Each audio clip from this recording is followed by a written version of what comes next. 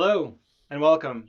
My name is Matthew Hershey. I'm a university professor, a scientist, and the creator of Eureka Labs, where we explore some of the ideas and tools and systems that allow us to be more efficient and impactful in our own discoveries.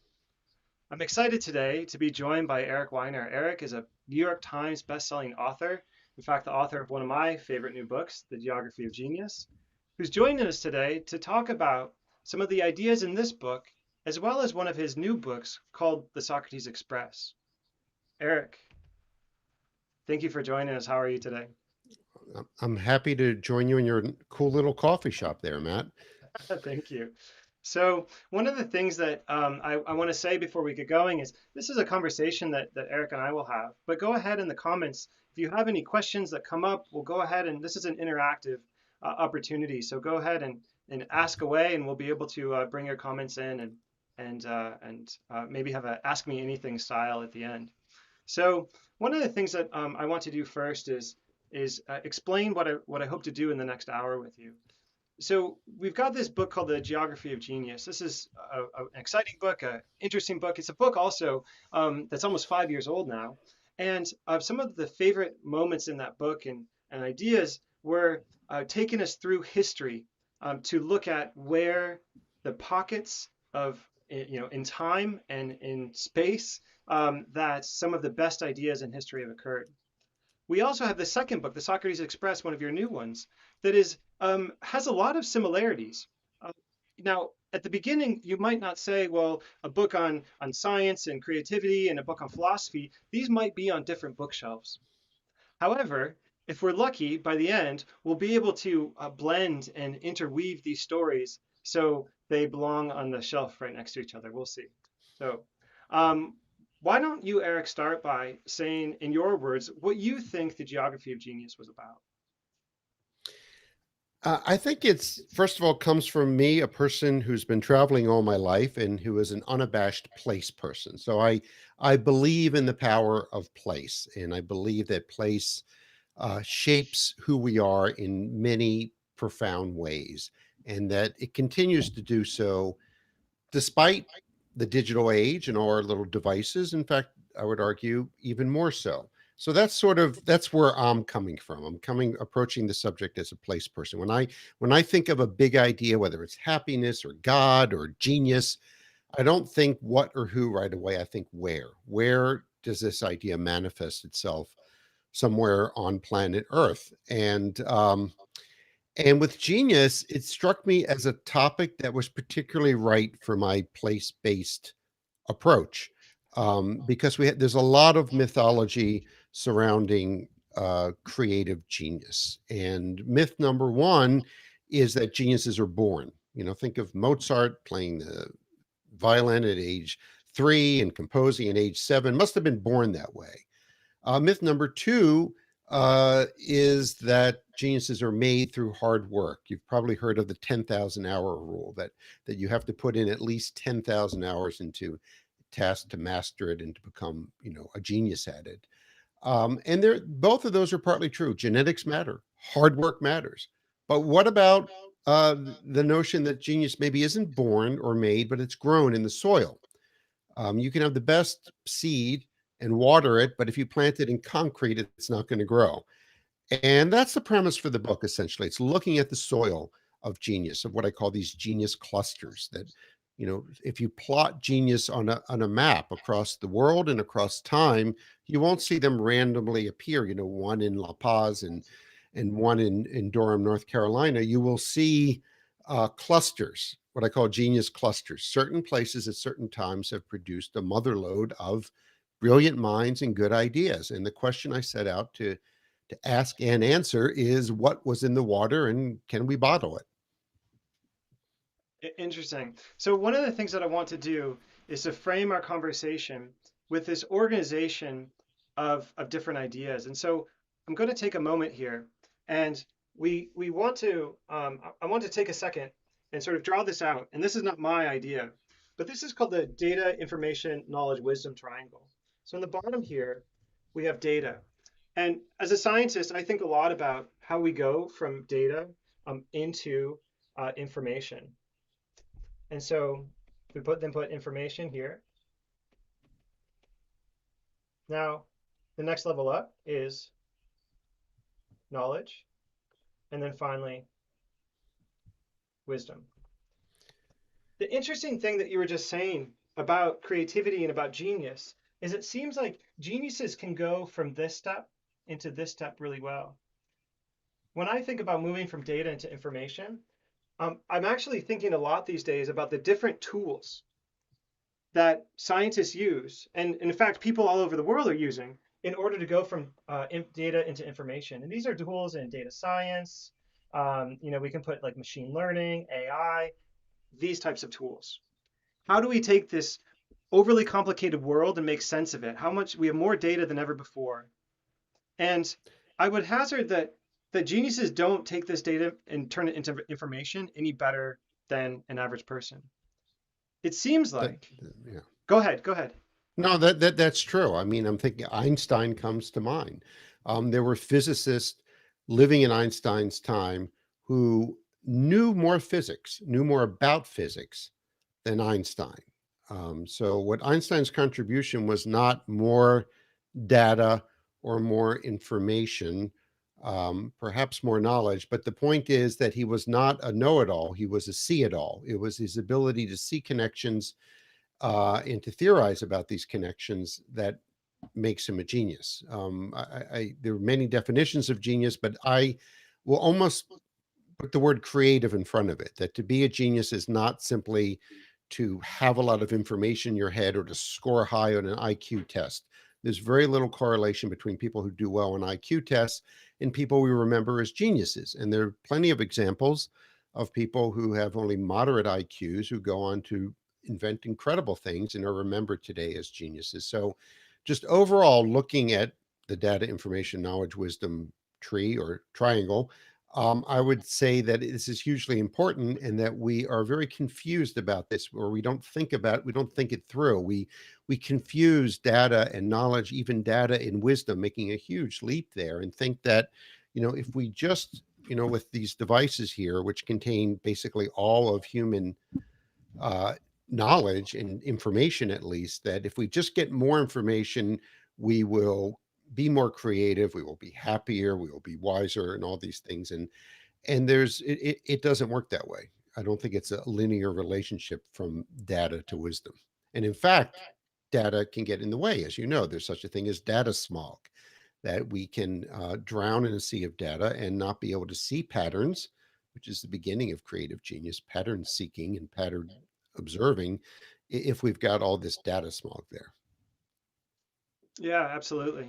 And so on your tour, on the journey that you took us through, through time, what then, in your opinion, are some of the most important elements that you saw that allowed people to take this information and find the patterns and really integrate it and serve it to humanity in a way that wasn't possible in other places or other times? Right. So first of all, I would say that the seven or so historic places that I looked at and bringing us right up to Silicon Valley, Athens to Silicon Valley, were different in many ways. They're not cookie cutters, but there are some similarities. And as much as I don't like to sum everything up in nice packaged ways, I do at the end of the book with the 3Ds, 3D plus one, uh, diversity, discernment, disorder, and I would add discomfort as a fourth. So by diversity, I don't mean ethnic diversity per se, but rather a diversity of ideas. That these creative places, these genius clusters, are places where they're often at a crossroads. Athens was a great seafaring city with the port of Piraeus. Vienna, turn of the century Vienna in 1900, was a land of immigration. So you had people like Freud coming from parts of the Austro-Hungarian Empire, from all kinds of different places. And so you've just got more of a, if you picture a container, um, with molecules bouncing around, if you've got different kinds of molecules in there, you're more likely to end up with interesting combinations. Another D is density. If you've got people close together and those molecules densely packed, they're more likely to combine. And that's the reason that almost every place that is a place of genius is a city. Silicon Valley actually is a bit of an exception, and it may be a city or city-ish now, but it began as farmland in Santa Clara County in California. But most places are cities. It's been said that cities are where ideas go to have sex, which is cute and partly true, I think, provided it's good sex and that they're basically these ideas are bumping up against each other. And discernment is the ability to separate good ideas from bad ideas. A place that said that anything goes, all ideas are equally good. Um, that's not necessarily going to be a place of genius. You need people with that discerning eye to say that idea is worth pursuing, but not that one. Las Vegas is a pretty much anything goes kind of place, but not necessarily a place of genius. In disorder, and I borrow this from the world of physics and chaos theory. Um, if you're going from one order to another order, you need to pass through a bifurcation point, as it's called, a moment of chaos or disorder. And we forget that. We just think that we can just smoothly sail to the flourishing of creativity.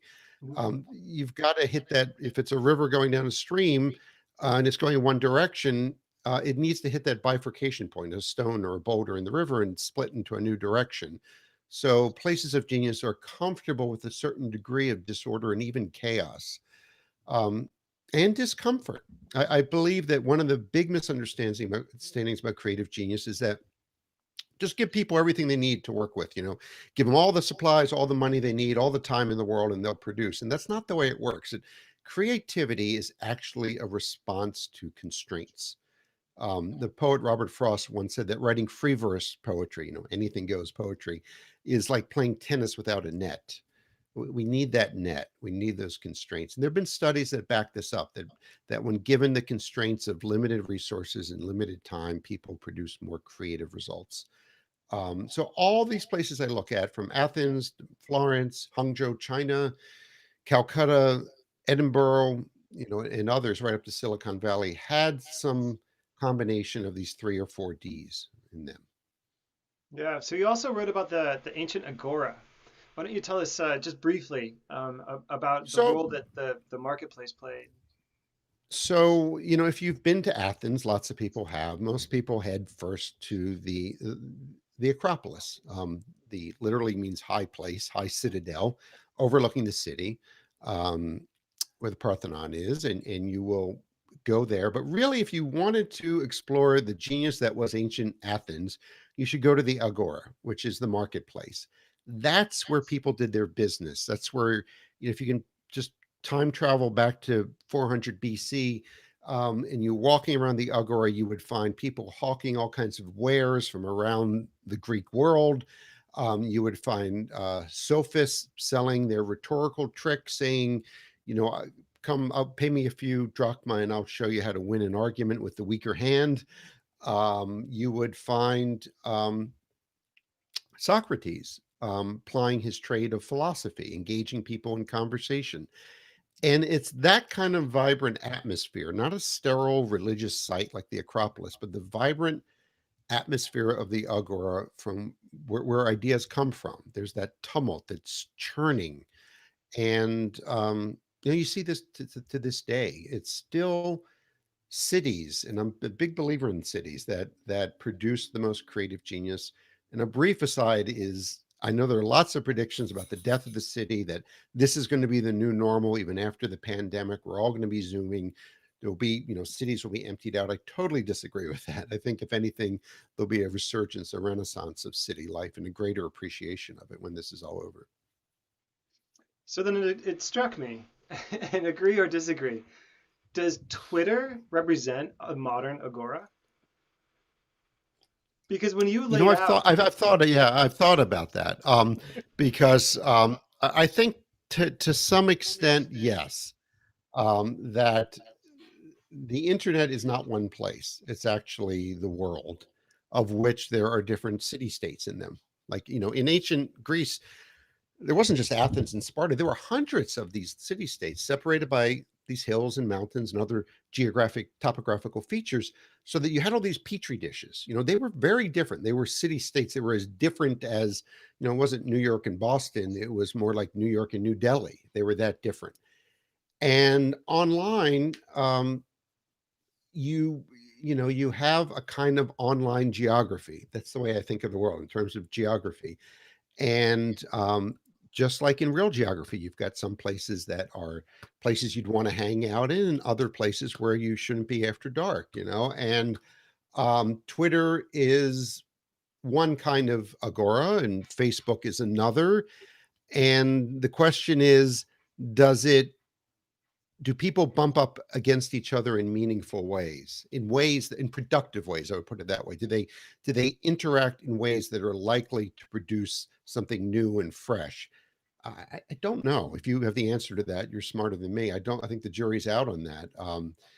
And I think there's something to be said for the accountability and the intimacy of in-person interactions that the various city states of the internet have yet to replicate successfully. Well, the idea occurred to me when you were describing the Agora as a combination of a place where people are on trial and people, it's full of hucksters trying to sell their wares.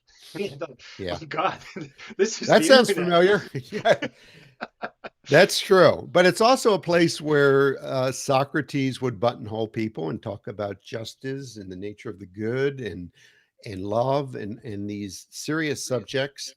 And I think there were fewer options, fewer distractions. I mean, it was certainly a frenetic place, but not to the extent of the internet. And people, Socrates famously said that all philosophy begins with wonder, and I would argue all wisdom begins with wonder. And it's a term that's often used interchangeably with curiosity, but I think they're different.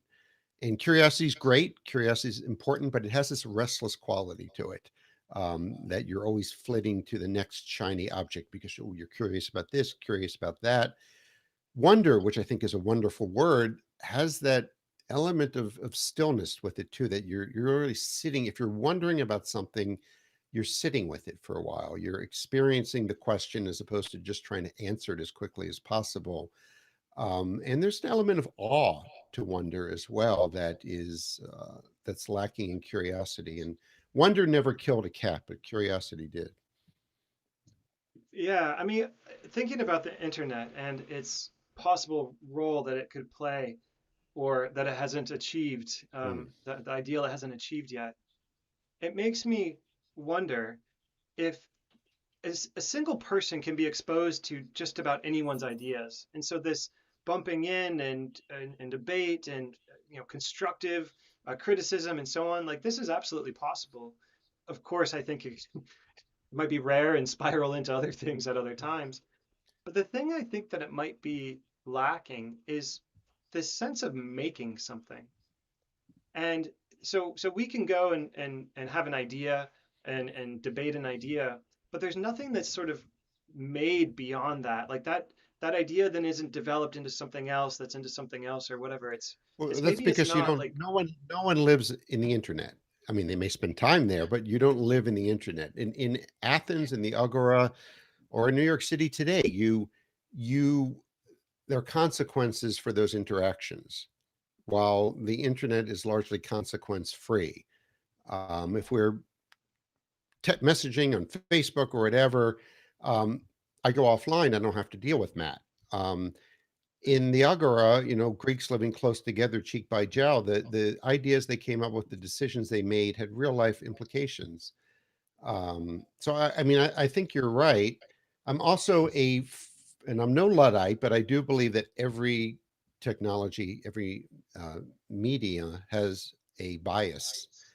And the bias is not political. The bias is, for instance, television has a bias toward visuals. And so there's a certain kind of storytelling that works on television that doesn't work on radio or in print.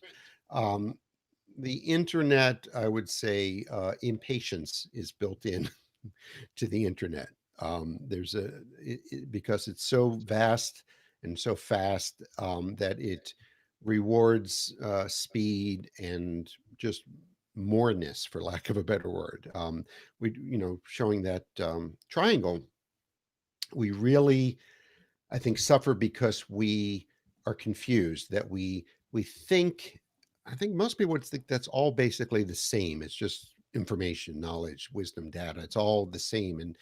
And as you know, as a scientist, they're very different. I mean, data is disorganized, right? There's no rhyme or reason to it. It's a bunch of bits of stuff. And information is, this is my take on it at least. I want to hear what you have to say. Information is more organized, and knowledge becomes information that is sturdier and will stand up over time, at least for some time. And that can be transferred from, one culture and one generation to another. And then the key last leap is to wisdom. And there was a British musician named Miles Kington who put it this way. He said that the difference between knowledge and wisdom is this: knowledge is knowing that the tomato is a fruit, wisdom is not putting it in a fruit salad. And I think that that's true. Wisdom is more of a verb than a noun, and while knowledge is all noun. Yeah, that was actually one of my favorite examples in the Socrates Mm. Express, that summarized this question that I have, which is how do we think about the difference between knowledge and wisdom?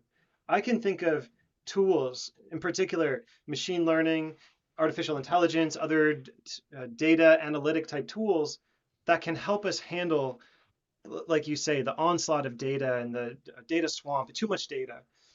There are also tools that go from information to knowledge to help, um, in this, again, day and age, to come up with connections, again, because the volume probably and the complexity is more than it's ever been before.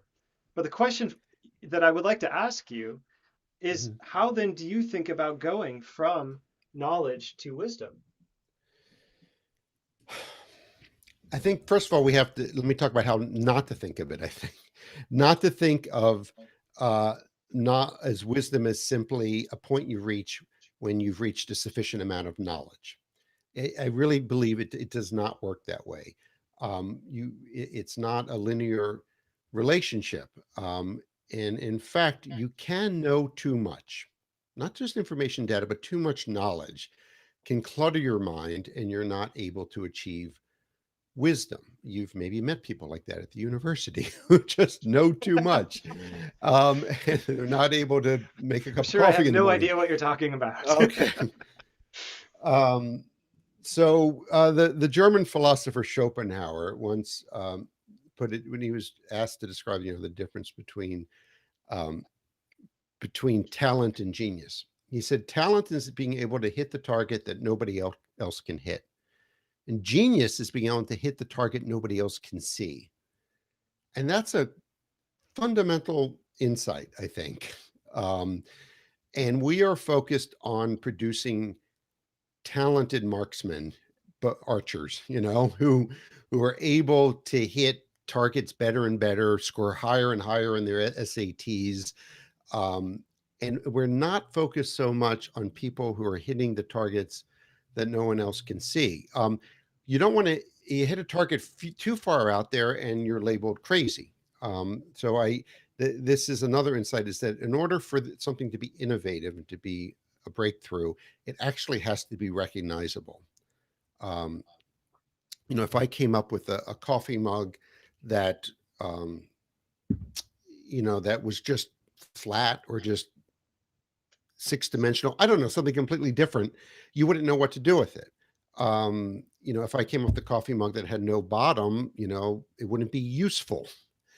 But if I had a coffee mug that doubled as a flash drive and had Wi-Fi, maybe that would be count as an innovation. So it's, you hit the target no one else can see, and then hopefully everyone else is like, there's a target over there. I see it now. Otherwise, you're Don Quixote and you're tilting at windmills and you get locked up. It's genius. This is another theme of my book, is that it is a group phenomenon. It is a group verdict, right? So who gets to be a genius and who doesn't? You could declare yourself a genius, Matt, right here now on the show, and here you go. And that doesn't make you a genius. And you could write the great American novel that no one wants to publish and no one wants to read and say it's the best novel ever. And that doesn't make it so. Now, 100 years from now, people may find that novel in your basement and say, oh my God, this is amazing, publish it, and it becomes a classic. That's when you become a genius, when there's that social verdict. We're still talking the hypothetical, right? Hypothetical, yes. Yeah. No, it's interesting because one of the ways, so even if we go back to your fruit salad example, so tomato is a fruit, but to know not to put it in a fruit salad, okay, that's wisdom.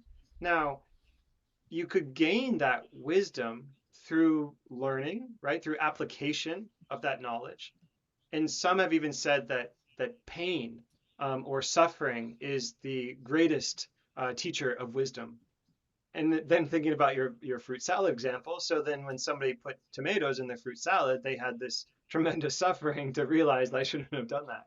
So, Right. do you think that there's something about the application of knowledge that then leads to what we would define as wisdom? I guess wisdom is partly knowledge put to the test. And another fundamental difference between knowledge and wisdom is that knowledge is perishable. We were talking about the Agora and ancient Greeks. We do not really use ancient Greek pharmacology, probably a good thing for the most part. We do not use much in the way of ancient Greek technology. They invented the water clock, which was pretty cool at the time, but now we've got other ways of telling time. But the ideas of how to lead a good life, how to cope with setback and suffering, as the Stoics mused about, how to derive pleasure from experiences, all these elements of life which fall into the wisdom category are just as relevant today as they were 2,500 years ago. So data is extremely perishable. Information is perishable. Knowledge is a little less perishable, but it doesn't last forever. But wisdom, particularly about human affairs, um, it travels well and ages well. Does that make sense? It does make sense, yeah. But I'm sitting here we now. don't. I mean, I'm just curious what you think as a scientist and an academic, whether you see in the academy and among your students, maybe is there confusion on that triangle, and is there a feeling that we will be better, smarter, more creative if just we get more data slash information? I mean, you think these are confused, and that wisdom is not even something that enters into the conversation? I'm curious what you think about that. Yeah, it's uncommon, but I can think of a handful of, the format to discuss this would be some sort of review article in a scientific Mhm. journal where you try to put some ideas together. And there have been some reviews that have talked specifically about knowledge versus wisdom, especially in the context of this onslaught of data. So scientists are better than ever before at measuring smaller and more complex things. But the ability to then take those data to convert them into information and knowledge and so on, I think is more challenging than it's ever been before. So this is the kind of context of the discussion.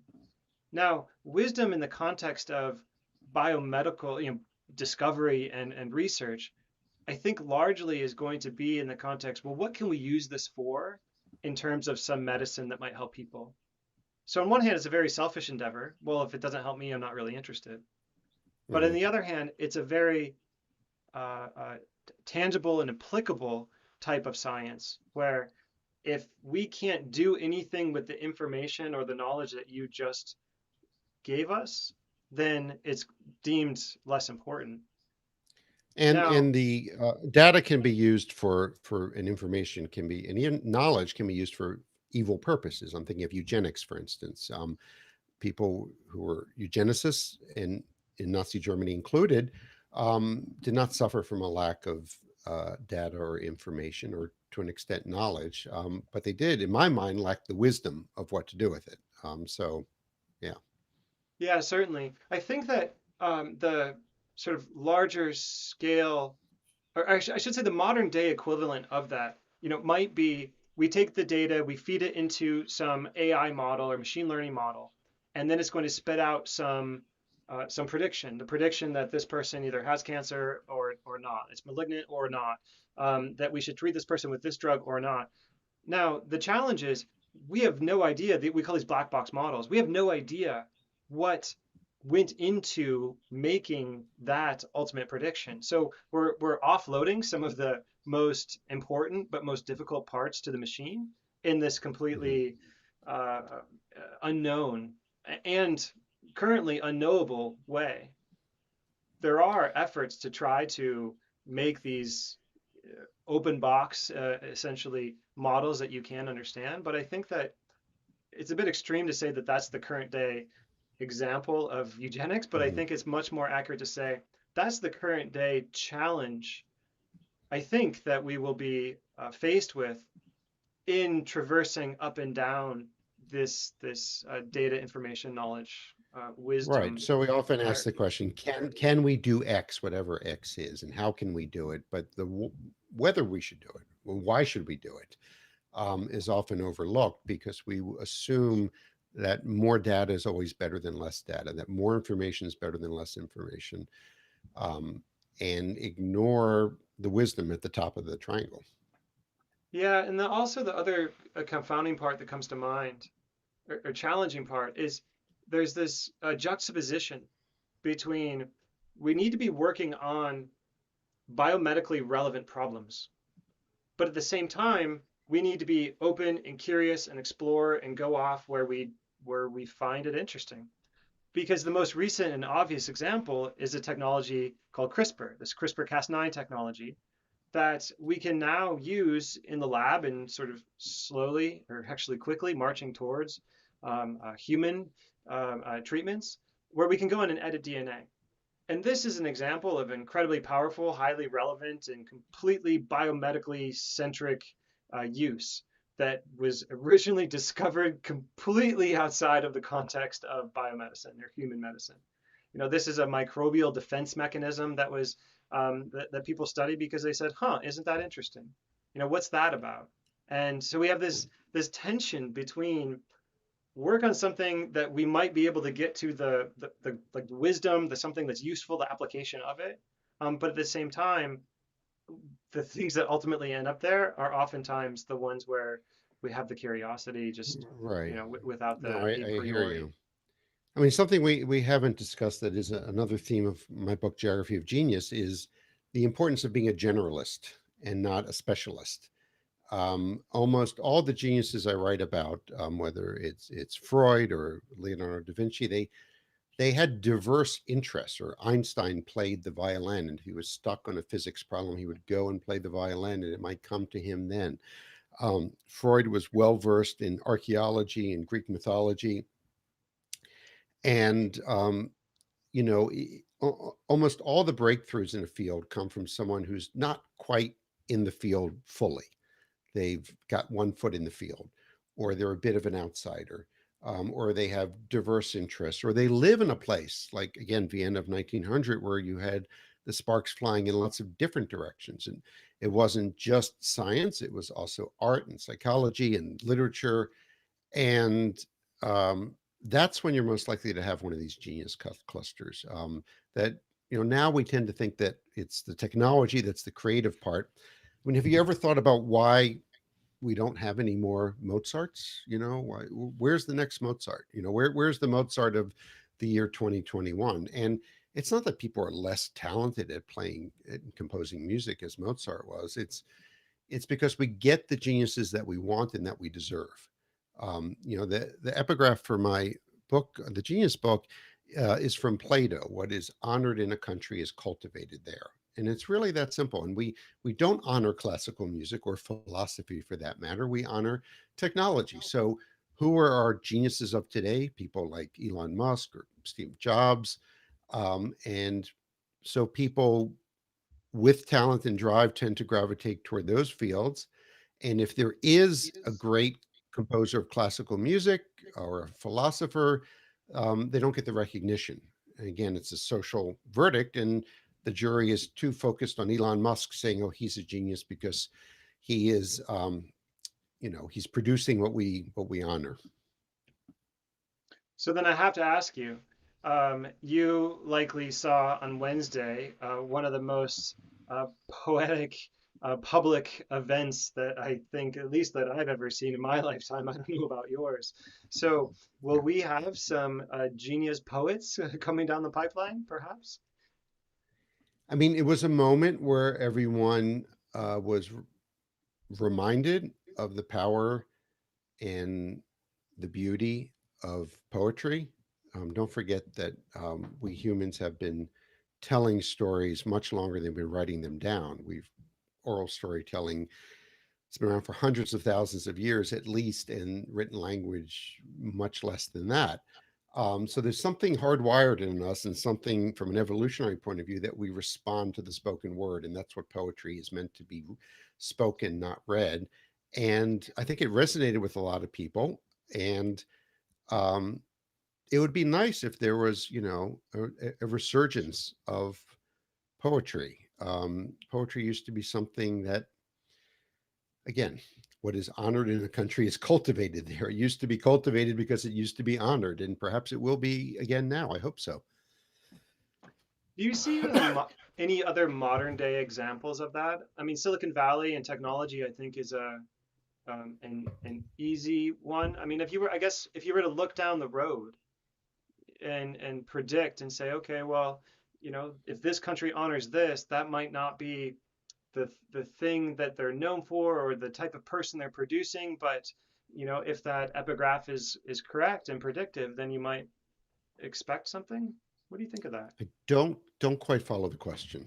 So I'm just curious, like, I'm if if what you said about Steve Jobs and Elon Musk and technology in Silicon Valley is all true and it all fits, then what we would potentially do is we'd say, well, if what is honored in a country is cultivated there, then what are some of the other countries, the other genius loci that might be popping up? What are they culturing? What are they honoring? What are they developing and pushing? Um,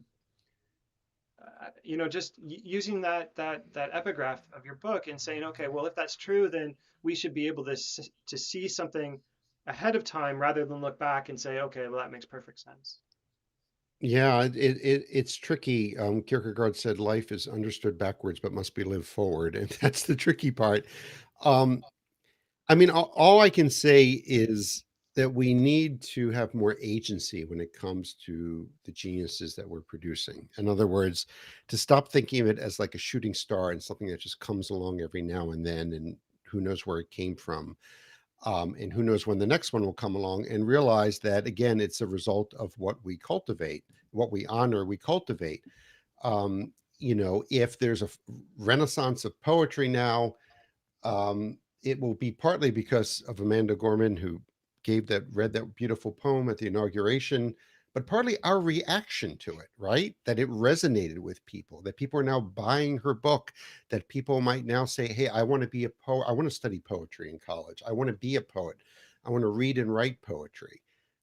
So we tend to be very passive when it comes to creative geniuses in our society, and say, well, they're like gods. They come along and we have nothing to do with it. But a genius always needs an audience. Even Einstein needed an audience. It was an audience of fellow physicists, but it was still an audience. So when you know, I often I teach writing workshops to people, and some I realize that people get psyched out by, like, because we'll read some great writers and they get psyched. I realize the danger of getting psyched out, saying, "Oh, I'm never going to write like Hemingway, or I'm never going to write a poem like Amanda Gorman." But if you can recognize that that's good writing, that means you've got it in yourself somewhere. And so, you know, Mozart was living in Vienna at a time when the Viennese appreciated music. They got it. So they sort of pushed him to up his game. And so I almost think of the people, listening to the poem the other day, or the residents of Vienna listening to Mozart's concerts, are in a way co-geniuses, that we're participating in this. But this mythology is very stubborn, that they're born that way, came out of nowhere. You know, I mean, Mozart had a sister, Nannerl, I believe her name was, and there's a schnapps named after her in Austria now, and that's about it.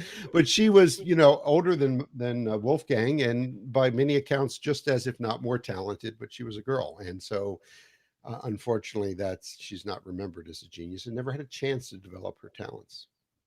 I don't know if I answered your question. We got a bit off track. That's all right.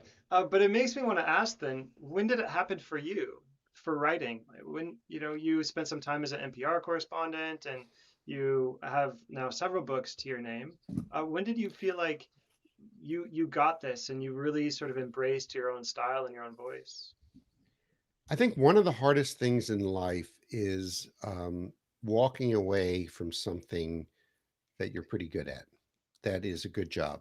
And being a foreign correspondent for NPR was and is a good job. And I was good at it and I did enjoy it, but I felt that something was missing. And I took a chance about a dozen years ago and went out and took a year off from NPR and wrote a book called The Geography of Bliss, One Grump Search for the Happiest Places in the World. And I was a little nervous. I'd never written a book before. I was wondering whether I could do it. But I found that being able to go more in depth, being able to write with my own voice and to be funny if need be, um, and being able to look at the brighter side of life. The issue I had with daily journalism is it's important, but it tends to focus on the darker sides of humanity, disease, war, conflict. Hmm. And there's a whole nother part of the world that's working pretty well, whether it be happiness, spirituality, creative genius, wisdom. And so um, it was when I wrote that first book and realized that's what I want to be doing. And that meant walking away from something that had its benefits as well. And you see this with, the geniuses who, okay, I hate to tell you this, but statistically, if you have a PhD, you're less likely to become a genius than if you don't. Okay. What was it? You broke up there. I'm pretty I'm sure I didn't hear sorry. anything you just said. And a lot of geniuses had troubled relationships with the academy. Einstein was famously a mediocre student, at least for a while. Nietzsche, the philosopher, he was a wonderkind. He had a tenured position at Basel University in Switzerland at a very young age, and he walked away from it all, moved to the Swiss Alps, and became a feral philosopher. And people were like, "You're crazy! No one walks away from tenured position." But he walked. Leonardo da Vinci spoke pretty bad Latin at the time, which was the language of the educated classes, but he did pretty well too. So there's always this walking away from the status quo, because if you are totally aligned with the status quo, if you're captain of the ship, you're not likely to rock that ship. You need to be a first mate or a pirate or something else. So there's always that bit of tension between the genius and society. Well, that also might be called something that Nassim Taleb might say is having skin in the game, right? To walk away and say that this is what I'm going to do, it provides, I imagine, a tremendous amount of focus. Yes, it's that sense of commitment and commitment to something without guaranteed results. And we live in a world that we like guaranteed results, guaranteed or your money back. And if you're aiming at targets that no one else can see, you've got skin in the game, and you're taking a chance. And geniuses actually have more failures than non-geniuses. They just have more shots at the target. Um, it was Linus Pauling, the two-time Nobel Prize winner, was asked by a student once, Dr. Pauling, how do you come up with so many good ideas? And he said, easy. I come up with lots of ideas and I throw away the bad ones. So that's that second D of discernment. And starting over. And I'm not the first person to point out that failure can be productive um, if you learn from it, if you move on, and if you ideally don't waste too much time going down cul-de-sacs. Yeah. Yeah. So, right, they don't they don't write many books about all of the people who weren't geniuses also. So there's that element.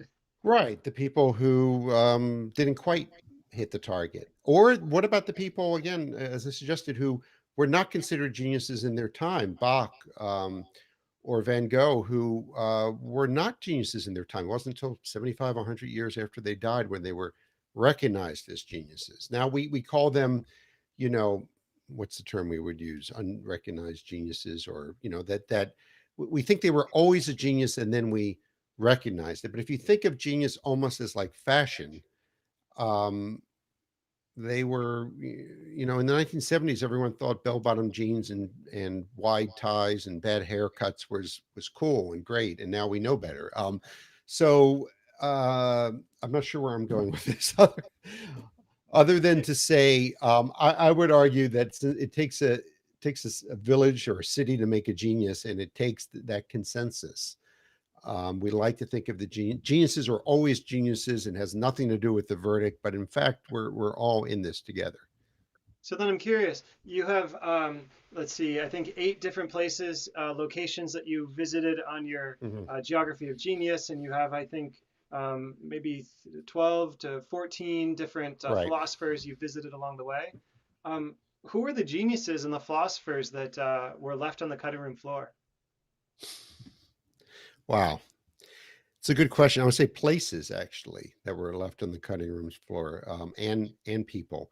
1920s Paris took a cut. I could have included that in the Geography of Genius. I considered it. It was largely, not entirely, an expat phenomenon. You had Hemingway and Gertrude Stein and others, T.S. Eliot, in Paris at that time, and I could have written about that, but I wanted. I'm always looking for different flavors of whatever it is, whether it's genius or wisdom. And if it's not contributing a new flavor, I put it on the cutting room floor. Hmm. And in the philosophy book, the Socrates Express, I went all the way to Copenhagen, took a train from Athens, a very long train ride, Hmm. and really tried to wrap my arms around Kierkegaard and fit him into the book. And I realized I couldn't come up with some central question he was asking and answering. So he ended up on the cutting room floor. But I think that's true of any good book, is you leave something behind. They say that a piece of writing is never finished, only abandoned. And I think that's true. At some point, you're like, okay, Yeah, well, the same time's is up. true for our scientific projects, right? Where whenever done, we publish, we move on, we and so I on. mean, So it's that's the benefit of deadlines and of constraints again, and of discomfort, that you are working up against the time or with limited resources, and that's when creativity flourishes. yeah. So let me just then do one thing. So we have a couple of comments here that well, one is a did you know? Did you know that 9:21 last night was the 21st minute of the 21st hour, the 21st day of the 21st year of the 21st century? No, I did not know that, Greg. Now, is that data, information, knowledge, or wisdom? Exactly. So it depends if we can do something with it. If So, you could do something with it, it'll be wisdom. right, Otherwise, it's going to fall into cool data, I would say, or cool exactly. information. So one of the things actually that I want to do, just to begin to wrap this up, let me let's see, let me go like this. I didn't want to basically, I almost ran out of power, and the whole thing almost came crashing down, but Oh we're no! okay here still. So, but one of the Wow. things I wanted to do is you are a connoisseur of lists. And so what I've done is I've made 2 lists for you, Okay. which is one thing that we'll do before we wrap up and go. So the first is a list of things that Eric and Matt do not agree on. Okay. So I don't know you well, but one of the things that I've enjoyed in your book is sort of getting to know you a little bit and through some of the Right. places. And so you say that there's something special and something powerful about 3 miles per hour. Good for creativity. And this is, I can prove this to you anecdotally. Freud walked around the Ringstrasse of Vienna every day at 2:30 p.m. and he came up with great ideas. Dickens walked through the streets of London when he was stuck on a plot device and he would come up with the answer. Creative ideas, others going for a long walk and then trying to come up with creative ideas. And I'm oversimplifying it, but the bottom line is they were able to show empirically that walking is good for creative thinking. So the reason that I don't agree with you is because I think for me it's actually much closer to 6 to 7 miles an hour. And so I enjoy running, and so I will go into the trails and run and just let my mind wander. So So maybe have you it's a little bit tried, maybe you just run more slowly, bring it back down to 3 miles an hour, you know? perhaps. That will happen as you get older, Matt. You know, you will find that your ideal number will go down and Yeah. down, you know? But then again, I have a Um, PhD, so we've already established that there's no no hope for me. I mean, there, you know, the Japanese novelist Murakami, Haruki Murakami, you know, he's a famous runner, run lots of marathons, and he's written a book about running, and perhaps there's something to it. I think for me, and I run sometimes too. I think too much energy is devoted to trying to keep running, not have a heart attack, and so it doesn't leave enough bandwidth for creative thinking. But Yeah, you're I've just a been better fortunate runner. enough to run long enough that it's Okay. all autonomous for me now. Uh, Okay. All right. 6 miles an hour. Okay, I'll take it. Okay, so this is cut off a little bit, but the things that another thing that we don't agree on is the raw power of nature at Stoic camp sounds fun. So when you were describing your experience at Stoic camp, I thought, God, that sounds amazing. And meanwhile, you're describing the narrative of packing spring clothes for Yeah. DC instead of spring clothes for Montana or wherever it was. Wyoming, yes. Stoic Camp was held in Wyoming, and it sounds like you're more of a nature person than me. Is that what you're saying? I am saying that. So that was one of the obvious things that Well, you may empirically be right because a friend of mine, Florence Williams, wrote a book called The Nature Fix, which is all about the science showing how nature is good for you and also good for creative thinking. But I'm a coffee shop, coffee city kind of guy. But all right, we can disagree on that. all right. Okay, so you say trains are an elixir for thinking. Oh yes. Oh come on, come on. Do you ever take a train? I, You've got an Amtrak stop in Durham, North Carolina, I believe, or somewhere near there. no, they do. They do. There's Amtrak that goes right to Durham. So, no, I've taken trains. Right, you don't run American trains, European trains. So, Well, uh, actually, Amtrak. Now, come on, don't go all elitist on me, Matt. Here, okay? Amtrak will work too. In fact, if you believe that, you know, the slower the better, that's better for Amtrak because it just plods along. right. Um, all right, go ahead, make your case for your anti-train. Go ahead, Okay, you so I've anti-train I've person. never had a reasonable thought on a train. So I do enjoy looking out the window. I do enjoy letting sort of my mind wander. But the element of productive work and productive thinking, I maybe I'm not as experienced, not enough train miles as you, but I'm not quite there. Airplanes? Do you think on airplanes? I do, but mostly that's because you can shut off the Wi-Fi, get some work done, focus, All and then right. the meal comes and all bets are off and you start watching a movie. Okay. All right. I think you're wrong about this. That's Harry why I made the Potter. do not agree on Harry it. Potter was invented on a train. British Rail was Yeah. when J.K. Rowling invented him. I believe it was Lord Kelvin of the Kelvin scale who came up with a lot of his ideas on a train, also in Britain. But okay, Yeah. I think you just need to ride more trains. What else you Okay. got? All right. So let's see. Also, the eternal struggle with morning.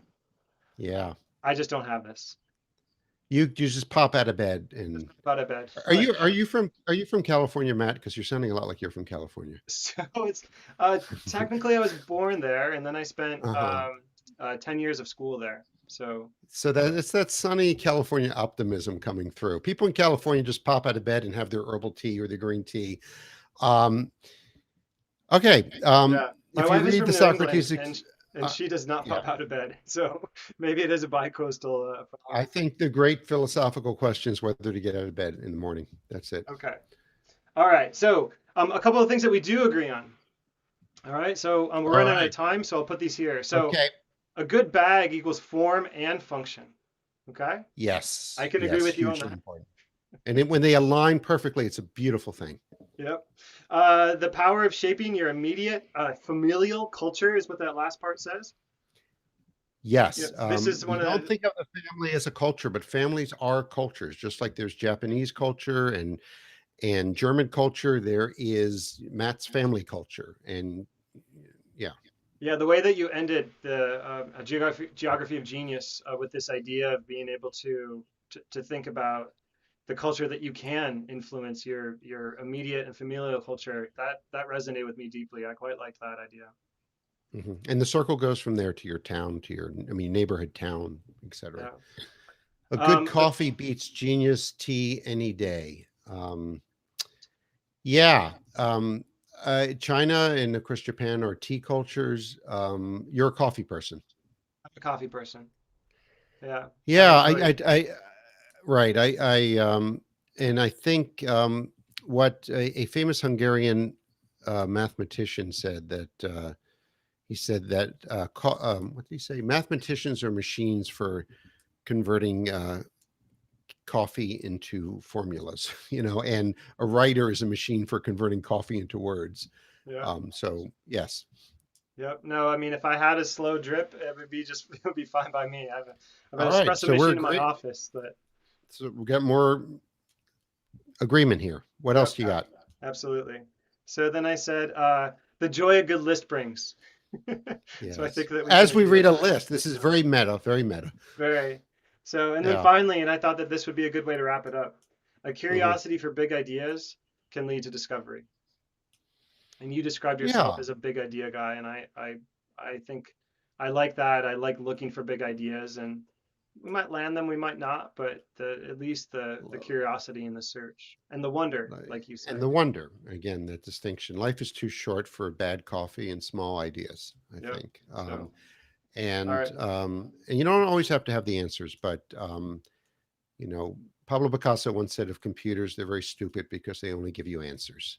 And it is the questioning, the active questioning that makes us fully human, makes us wise. Yeah. Well, with that, we'll wrap up. I just want to say thank Okay. you for taking time to chat with our little Thank you. community here. This was great. I really enjoyed this. Next time in a real coffee shop, okay? Absolutely. All right. Bye Okay. bye. Take care. Bye bye.